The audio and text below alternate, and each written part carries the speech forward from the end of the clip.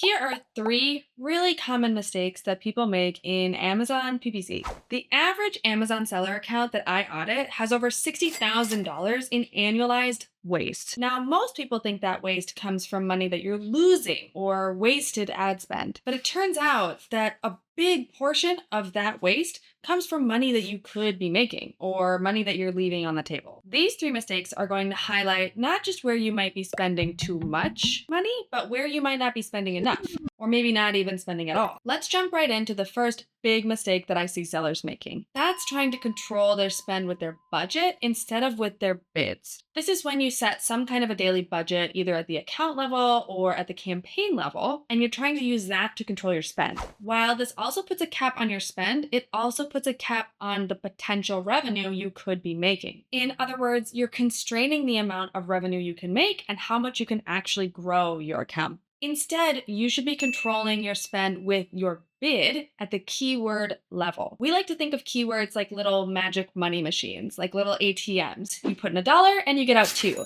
or 5, or 10, or even more. And if you found a magic money machine that gave you $10 for every dollar you put in, wouldn't you want to just keep putting money into that infinitely? Of course. But when you constrain your spend with a limited daily budget, all you're doing is ensuring you get a finite amount of revenue each day, which is why you can really hurt your business if you're not spending enough on ads, especially once you've found those winning magic money machines. Again, you want to be putting money into them infinitely and forever. And that's the secret sauce to really growing an Amazon business versus just maintaining one. You've got to spend money to make money. Okay, but how do you know what the right bid amount should be? How do you know what the correct bid is on every single one of those terms? That leads us to mistake number 2, bidding on unprofitable terms. And how do you know which terms are unprofitable? I've got a really quick trick to help you quickly and easily check which terms are unprofitable. Within Campaign Manager, you can even do this manually. So let me explain. For example,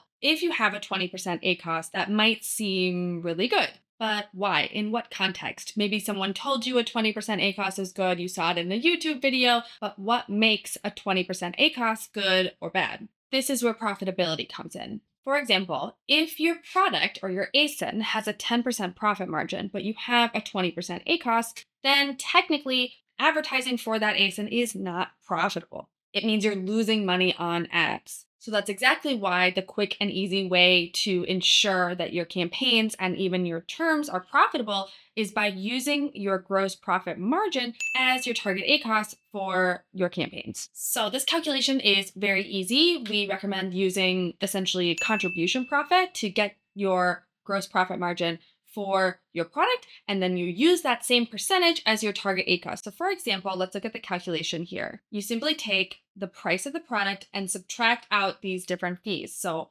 first you subtract out your cost of goods. We recommend using your landed cost of goods, so including any shipping to get the products to FBA. Subtract out Amazon's referral fee, FBA fee, and then we typically add something like a 3% buffer in there to help us to include things like storage costs, returns, and all of the other random fees that Amazon throws at you. This then gets you to your gross profit number, and finally take that divided by the retail price of the product to get your percentage. So in this case, our profit margin is around 38%. So now we can see any campaign or any term that has an ACoS higher than 38%, we can immediately know that that is not profitable. And anything below that we know is doing well and generating profit. And you have to do this on the ASIN level. You can't do this for a portfolio of products because every ASIN is going to have different referral fees, different FBA fees, and of course a different cost of goods. So again, if you don't understand what your target ACoS should be or why you're going for a certain target ACoS,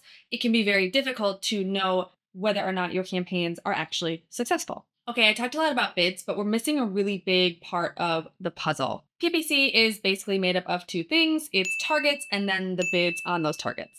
And so the third huge money losing mistake that I see sellers making all the time is not having enough relevant targets. Okay, so first, how many targets are considered enough? What is considered enough targets? You want to take as many shots on goal as possible. The more targets that you have for an ASIN, the more chances you have to convert, because not every target or every search is going to have consistent enough search volume to support sustained revenue for an ASIN. If you just have one target in a campaign or two targets in a campaign, then you're basically at the mercy of the search volume of those two targets. Whereas if you have an entire portfolio of, let's say, hundreds of targets, then you have many, many chances throughout the year to get conversions. Now, hundreds of targets might sound overkill, but remember that each one of those targets is a potential winning magic money machine. And if you are missing even one of those magic money machines, you could be missing out on thousands of dollars. So here's an example from one of our products. It's steak weight. So you use it to get a nice sear on a steak.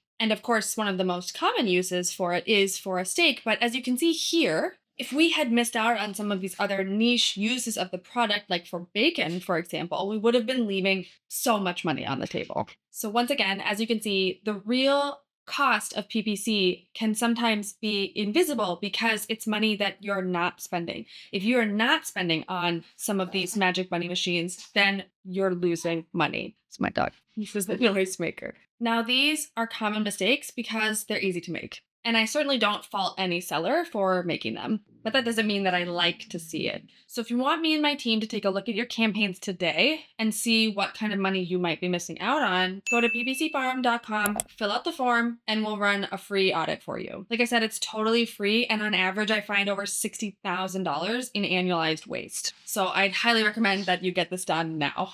Thanks for watching and check out my latest video here.